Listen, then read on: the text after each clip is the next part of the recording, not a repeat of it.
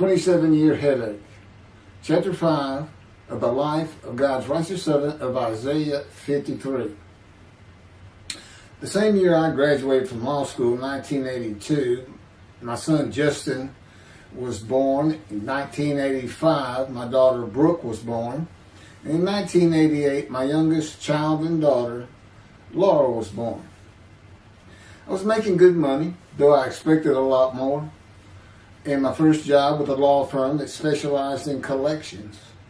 I also tried my first civil case, which, while working there, which was a nerve-wracking event, first trial. The first day I entered the courtroom, the judge asked me if I was a law clerk.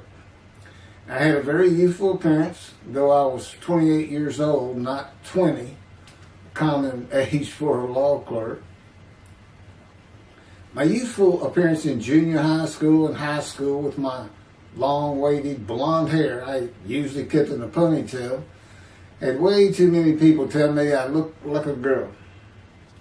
It is interesting though, at least to me, not one person in my entire life has ever said anything about my disfigured arm.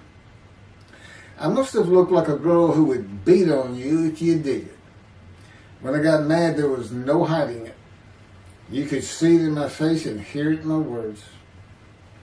When I was 28, Brooke was born. I tried my first civil case, and the bane of my existence on earth began. A never-ending headache that I generally thought to be associated with post-traumatic stress disorder. I had terrible nightmares from my youth, but now I seem to have begun grinding my teeth, causing the temporal mandibular joint, TMJ, to ache terribly during the day, and the whole side of my head, the muscular, I don't know what you call it, but underneath the skin of the skull, was always real tight, a tightening of the muscles. It was difficult to even talk to people at some points. For 27 years I had that headache. I tried everything, even surgery on the TMJ, and another surgery where the doctor severed my upper jaw and then trisected it from my skull and spaced it to fit my lower jaw. All to no avail. I could not stop the nightmares and the grinding of my teeth. Mouth guards helped my teeth, but the pressure was still there. I literally feared going to sleep. I didn't want to wake up the next day sometimes because I knew how bad the pain would be there again. It completely ended my dream of being a trial lawyer. So I got an associate position in an oil and gas firm and began learning how to prepare title opinions for oil and gas companies on tracts of land they plan to drill on. Basically, a title opinion is you start from sovereignty, which is when the state granted the land to someone, usually great, large tracts of land, and from there you get parceled out and cut up, and I'd be chasing one small tract within a very large one almost 200 years ago, in the early 1800s, and I would have to create genealogical charts of heirship, for people who died without a will, and I had to know who the family members were, and I got very good at it, and I really enjoyed it. I'd go to small towns throughout Texas and into their courthouses where they would keep all the records of every transaction, of every piece of land in the county. But anyway, there's an awful lot to it. I do go into it in some detail in the book, but I'm not going to for this video.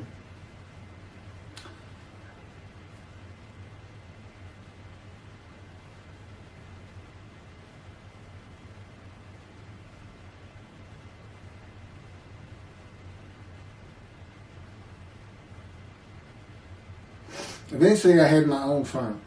It's just me. In my own office, and I was doing very well, though billing hours for title work is generally lower than other areas of the law, by the hour.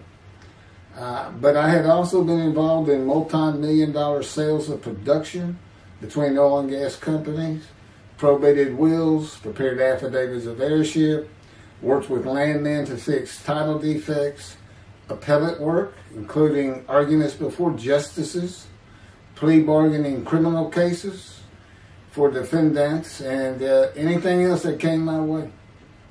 Then it all stopped, and once again I was fighting for my life in 2001. This is chapter 6, skin, colon, and lung cancer. Oh, just God would have me tell you, he gave me those headaches. When he came to me, I stopped having nightmares. He provides my dreams for me now, and often as a learning experience.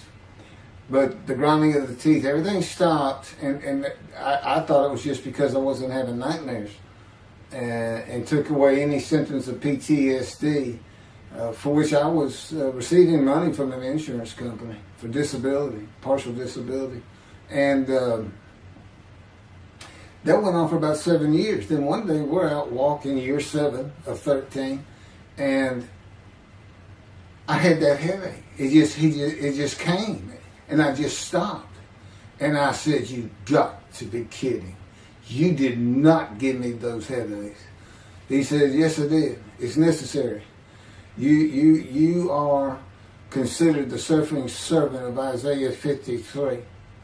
You had to suffer your entire life until you're suitable for my purpose." And that includes fitting every verse of Isaiah 53. At that time, I finally read it, 7 years into all this. It was about year 2, I think. But yeah, he did. And, I ended up taking painkillers left and right and drinking with it, as so many people do. I was able to maintain, my life, my work, and everything, but it was enough to put the strain on my marriage that I pretty much blamed myself for it. And I told him I did it. That's the only time I got hot. Disfigure me, gut shot, those things, they didn't bother me. But I said, you hurt my children terribly with that. Because I became a bad father. I mean, I wasn't the father I could be. I mean, they love me and I love them. We don't have any serious risks. They're off living their lives and they're all doing great.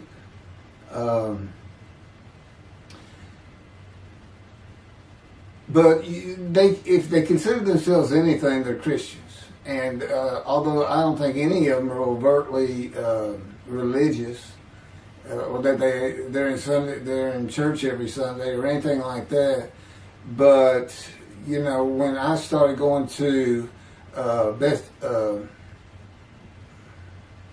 conservative synagogue here in town, and I told them I was converting to be Jewish, they're pretty much just saying I would be a Jew, I guess. I'm not sure, or that I didn't believe in Jesus was probably more of it, God says.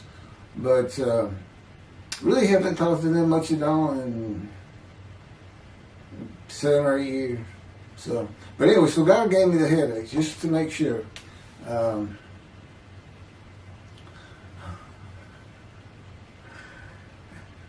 Anyway, I was married to Denise for 18 years, and we divorced in 1997 for irreconcilable differences. We agreed that she maintain custody of the children. The first to leave was Justin, and he came and lived with me. Then Brooke started getting in trouble, who is as tough as she is beautiful. Her mom's very difficult to get along with.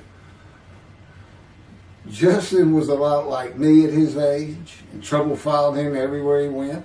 Like me, he was hard to talk to, and like me, his getting out of high school was a coin flip.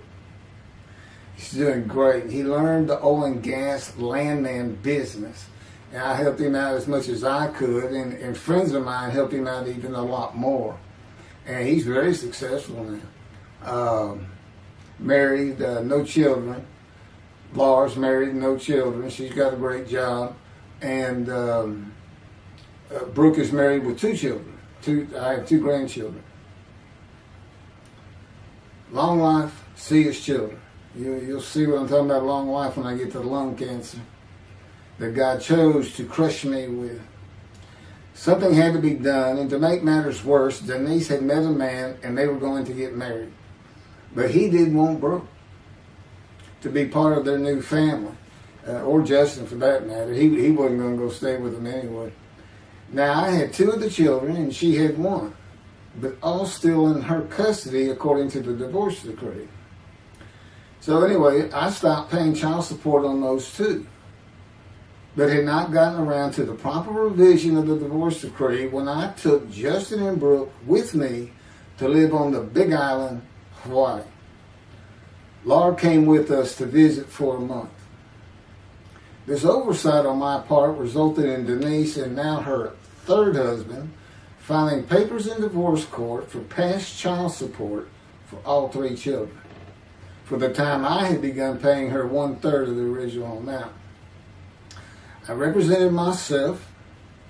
I had won contempt of court and was locked up for a day, but I never had to pay that money. By verbal agreement, I sent Laura back exactly 1 month later. I could not leave her out, and I wanted her to see where her brother and sister would be living. They were all so close and protective of each other, and still are to this day. And she was so sad. One of the hardest and emotionally painful things I have ever done was put her on the plane back to Houston. I can't think of anything else. The backdrop to moving to Hawaii was my firm was in dire need of new work. But the oil and gas industry was down. It's always up and down. And my clients were not drilling. A landman I knew called and said his sister in Hawaii, a brilliant eye doctor, but not a good businesswoman, needed help resolving creditor issues stemming from her new offices and equipment purchases. I told him it was a good time for me, as things were slow, and who's going to turn down a free expense trip to the Big Island, Hawaii? So I went and took care of everything without charge, but of course everything was paid for. When I came back to live in Hawaii at the urging of the doctor that I had helped, who did not like the look of an abrasion on my chest, and it had been there for years, I was examined by a friend of hers, and it was cancer. I don't remember what the doctor called it. He removed it in surgery with a 6-inch diameter circular cut, and it was not malignant. I could practice in just about any area of the law, and all I had to do was pass the Hawaii bar exam, one of the toughest in the nation. While studying for the bar, my body, all at once, in a moment, told me something bad was wrong with me. I had been running, swimming, and riding my bike everywhere I went, letting Justin have the car, and had been feeling good and strong. In a moment's time, I was weak and sick while grocery shopping, and there was a pain in my belly and my abdomen.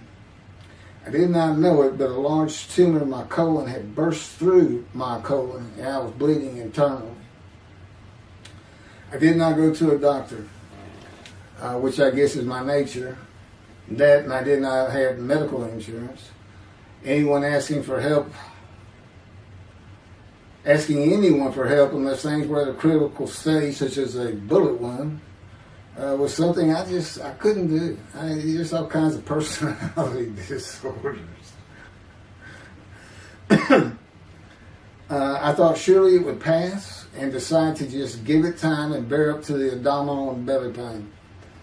I continued studying and took the Hawaii bar on Oahu and Honolulu in the summer of 2001. I had lived in pain for so many years from my headache, and passing the bar was so important, I just kept going day by day. Pain was getting worse, and but I kept exercising. It was the only time I didn't focus on the pain. I had always been a fast healer, and I thought in any day it would just go away. I finally could no longer take it. Brooke, it turns out, was in Houston visiting with her mom, and I left Justin at our little, we called it the Little Green Shack. There wasn't much to it. We weren't there very often, really, except to sleep, and went to Houston to find a doctor for diagnosis, staying at my parents' townhome, which is where I'm at now. I had allowed my major medical insurance to lapse using premiums for child support when things had gotten lean. I just needed someone to tell me what was wrong. I would find a way to take care of whatever the diagnosis was. Early September, I was close to dying, lying on the floor of a dingy apartment of a friend who traveled for work. I could no longer get up to even try and get medical help. And I had not told anyone how bad it had become. Then the planes hit New York. Seeing how grief-stricken so many relatives were on the news, I began to think for the first time how awful my children would feel when they found out how and where I died all alone. So I asked my father, again, it's hard for me to ask people for things, for the money to pay for a colon examination that had been suggested by a doctor at one of those clinics you find in a strip mall, the only places I could afford. The doctor who performed the colonoscopy finally found what was making me so ill and unable to eat. A malignant tumor 6 to 8 inches long that had burst through my colon, and I was bleeding internally. You know, I come out of anesthesia, partial anesthesia, and he's holding this picture, and there's this great big purple blob, and he says, I couldn't get the scope past this. It's not a good way to wake up. To say it crushed me in my life is an understatement. The pain, the weight loss, inability to eat, all I could do was drink calorie drinks. Began about 4 months before the colon examination. That was 4 months of sheer pain. But as it turns out, I did pass the Hawaii bar exam. It was now early October 2001. The doctor told me, look, you don't have insurance. Go to Bentop Hospital. That's the hospital I went to when I got gunshot. I prefer gut shot. It sounds better. Yes, man. And he gave me the pictures from the procedure showing what he could not get the scope past. Just shaking his head and saying, you should have come in much earlier. So I went to Bentop thinking I was here in 75 on October 5, dying. But I did survive, and here I am again on the first week of October 2001. I showed the pictures to the admitting nurse. Instead of them sending me to the waiting room, she just looked at me and she said, Mike, this is a public hospital. I mean, you can wait all day long to have a cold check. She looked at me and said, why did you wait so long? And how are you still alive? And I told her, I have no idea. She did not send me to the waiting room, but had an orderly take me immediately to a room. There they hooked me up to a morphine machine where I could hit a button at a time interval I can no longer remember and receive a small dose. I do know I never missed one. I was very depressed, and my parents who waited in that line for admittance with me looked so sad and depressed. It was not one of my better days, though I finally had some pain relief. Day after day, I lay there waiting for the next test they would run. It was during this time I received notification that Denise had filed papers in the divorce court to recover monies for the time I was taking care of 2 of the children. It's also when I received notification from Hawaii that I had passed the bar exam. So, Bentop Hospital, what a lifesaver. I mean, young surgeons in like Baylor University, the medical schools, it's a prime position to get your hands on if you're going to be a surgeon. Because you're in surgery all day long and all night long, as long as you can stand up. They're bringing people in. It's just a real hot spot in Houston and a great hospital. But it's not a place you want to stay. You really don't. My doctor would come in and be out so fast I never knew what was going on. He did tell you my previous surgery to my abdomen, where they opened me up from stem to stern, complicated removal of the tumor. On October 25, my son's birthday, who was now stuck in Hawaii, They cut me open again and removed the tumor. It was about a week or so later, I was released with a schedule for chemotherapy. I returned to the dingy apartment all alone, and I just stared at the television for weeks. And chemo is so depressing for those who have to go into it. A small room with big chairs for about 20 people who all look like death, including me. Everyone with an assortment of bags of chemo dripping into our arms for hours. It took about 8 hours before I really got sick from it. And I had to park a long way to avoid paying for parking and drive a long way to the apartment. It was a very gloomy fall and winter. When I completed my chemo of once a week for 6 or 9 months, more tests were scheduled. I do not remember how many months the chemo lasted. I do remember I did not finish, missing the last 3 sessions. At the end, I could not get out of the door without bursting into tears and just not go. It just wore me down to nothing. On the bright side, it was my door. I had my own apartment called the Loft. That was brand new and very nice on a bayou close to downtown Houston with a running trail alongside it and lots of woods near Memorial Park where I had been running a 3-mile circuit since high school. I returned to being told for follow-up tests, including x-rays on my chest, and the colon cancer had not returned then and to this day. The chest x-rays were another matter entirely. The doctor told me he had bad news and showed me the x-rays telling me the white spots I was seeing was cancer. They were everywhere. Lungs full of cancer, he said, at a stage I could not be treated with any success. My dad was with me, and I asked the doctor, well, what does that mean? And when he said you need to prepare for death, the look on my father's face was so sad and hurt at the same time I'll never forget. And we've been through some tough things in this house. Every house we've been in. It didn't affect me one bit. I did not feel anything. I was too beat down from the chemotherapy to care, I guess. God tells me I had a lot to do with that. And the fact no matter what they said, I didn't think I was going to die. But I didn't know that. I just wasn't having that conscious thought. And God says he had a lot to do with that. Of course, he hadn't spoken to me yet. I had never seen a doctor for cancer or any other ailment since that day. I had to get Justin home was all I thought about. But I needed money. I found an old client that needed a title opinion for a drill site well. I struggled through that and got my boy back to Houston. And it was tough. I was so weak. And it had been so long since I really had done any title work. And just going to pick the work up and visiting with the client was a major to-do for me. But we got there and I got Justin home and he went to live with some childhood friends. This was now 2002 and going into 2003. I just walked all over the running trails in the 3-mile loop at Memorial Park and in the woods day after day. I didn't think about dying, but I did start.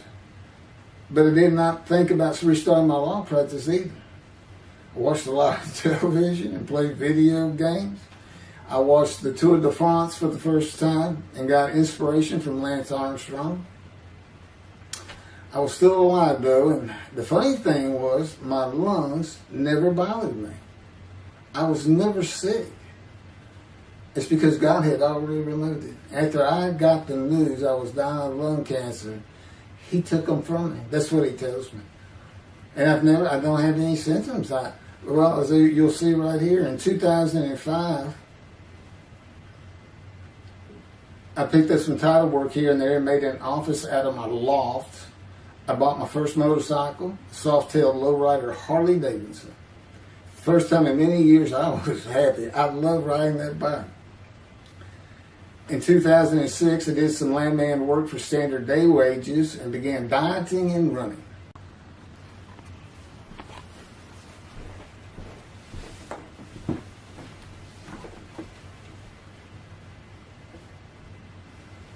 once again, my camera only goes for 29 minutes and 59 seconds, and I'm going to back up just a little bit. In 2006, I did some land work for standard day wages and began dieting and running. I had never been a swimmer in terms of training for it. I love the water and swimming, but I never trained with laps at different paces and various distances, mostly because I was so slow, because of my right arm. I was reaching an age, though, where endurance in my running was more important than speed, and so endurance swimming was too. In Hawaii, I had seen the athletes come to Kailua Kona, where we lived and where the Ironman triathlon begins and ends. Matter of fact, my little green shack was just right on the route where they start. That was a fun week. And it was amazing watching the athletes train and prepare for the race. I would think to myself, a human being, the human body cannot do what they are doing. Yet they were and they did. It's just amazing.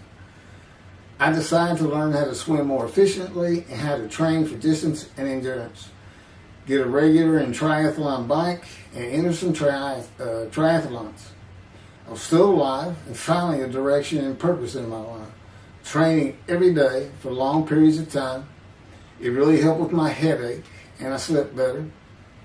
In 2007, I signed up for the March 30, 2008 Lone Star Half Iron Triathlon in Galveston, Texas, and the October 5, 2008 Longhorn Ironman 70.3 in Austin, Texas. You cover 70.3 miles, and you got to do it under 8 hours. And I did real well in the first one. As far as my time, it's 7 hours and a little bit, but I barely made it without disqualification in the one in Austin, and it was primarily because of the hills. It's this very hilly area in central Texas, I guess, but I did make it, and swore I'd never do another one. But I did that after the first one too. It's tough.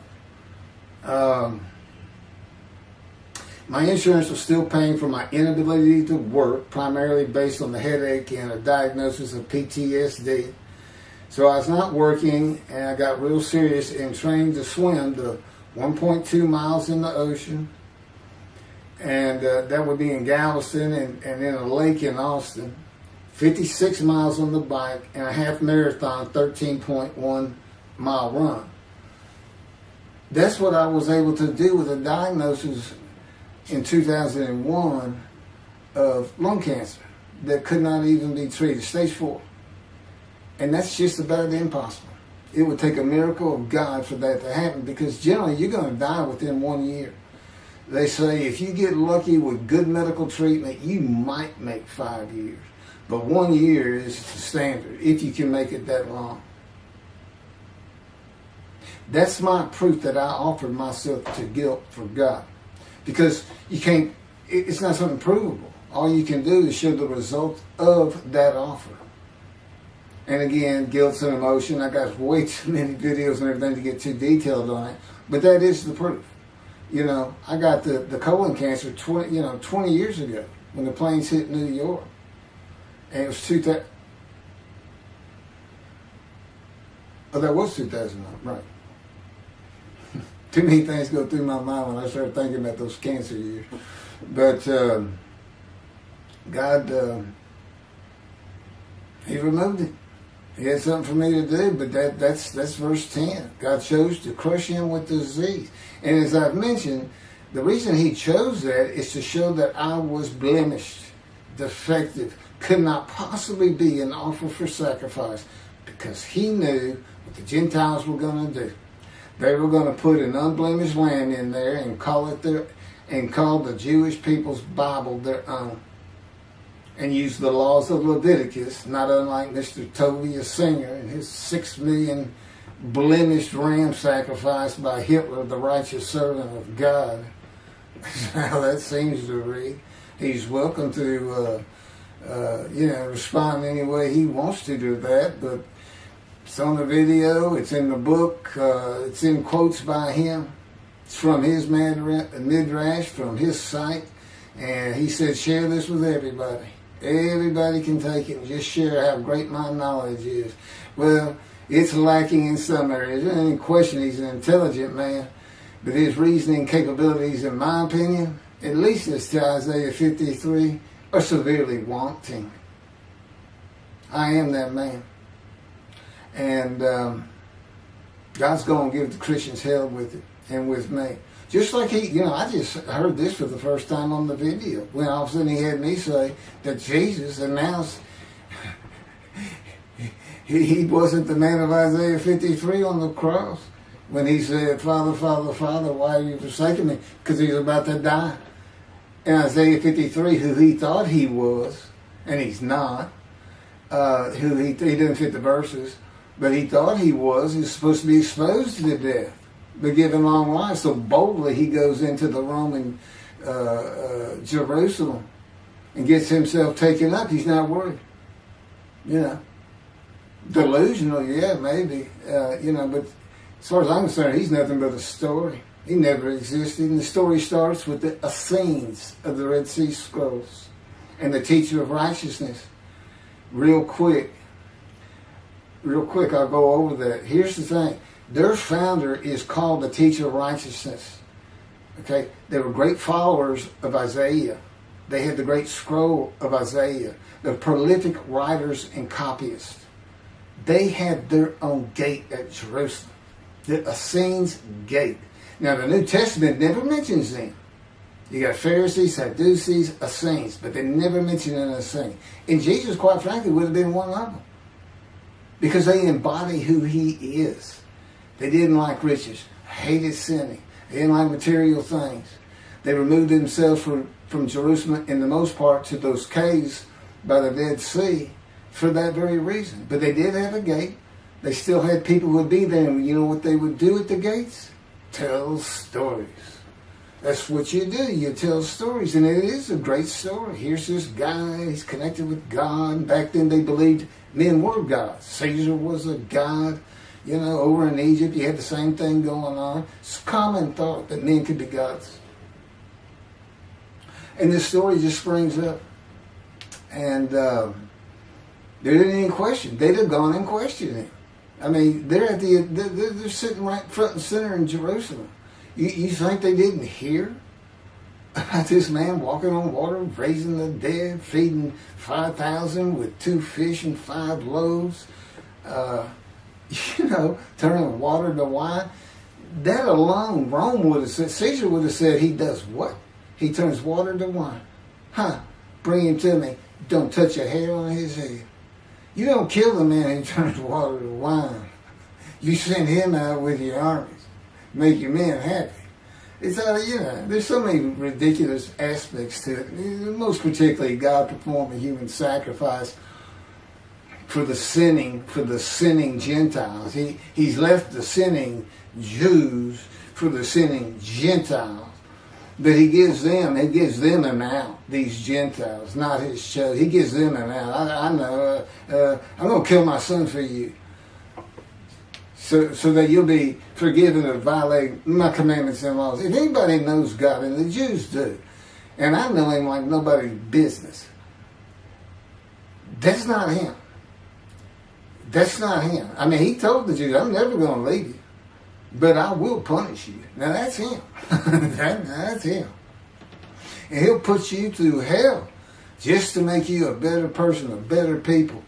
And he has no plans of changing that. He's not going to change the minds and the thinking of billions of people to make them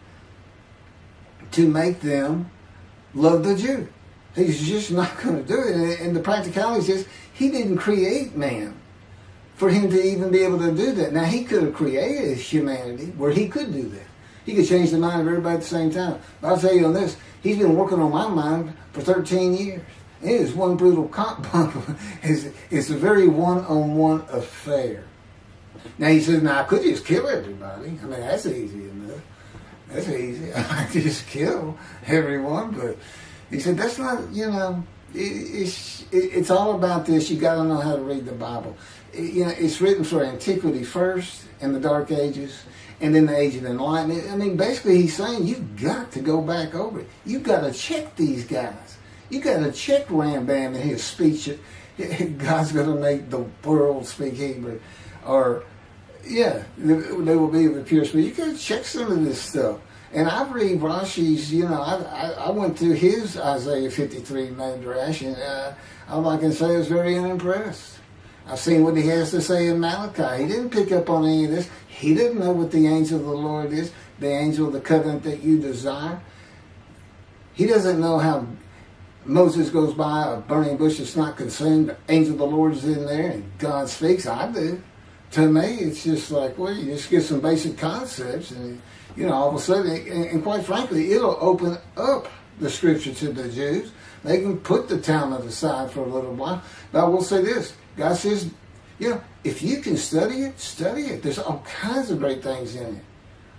Just be real careful about what you teach from it. And it's useful for heaven. If you like to talk about Talmud as a scholar with other Jews who may very well be in a scroll of remembrance with you, you can meet up with them. You'll see them in the meeting places. Have them over to your room. Y'all can watch the new earth being created and the new peoples of God chosen, and watch the evolution of a chosen people. And humanity, the same as this one. God says, why would I change it? Why would I change it? When I did it, it was perfect. And you can tell Mr. Singer that the evolution that he's talking about, where all of a sudden the world's going to love the Jews, been going on for over 3,000 years, and it hadn't even. And today, anti-Semitism's up, and David is here. It's not going to happen. Thank you very much. I will be doing. Was that 5 and 6? Yeah, that was 5 and 6. Now the book picks up at chapter 7. It's on a video when God first speaks to me. And it's very interesting. And we'll still be putting some videos out. But I've pretty much covered all the major material. Everything from Isaiah 53 and the day of the word, Lord. There's a few more things. And it's a better read than it is a video watch. But, for those who like to read. But it's covered very well in these videos. And now that I put in the personal part in, which is to show how I fit Isaiah 53, and you see the difference in my life. Now that's a life of suffering. That's a life of pain. That's a life of familiar with disease.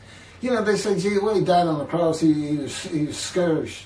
He was scourged and this and that. Do you know how much he suffered in his life? I mean, he's not even in the conversation as a man of suffering.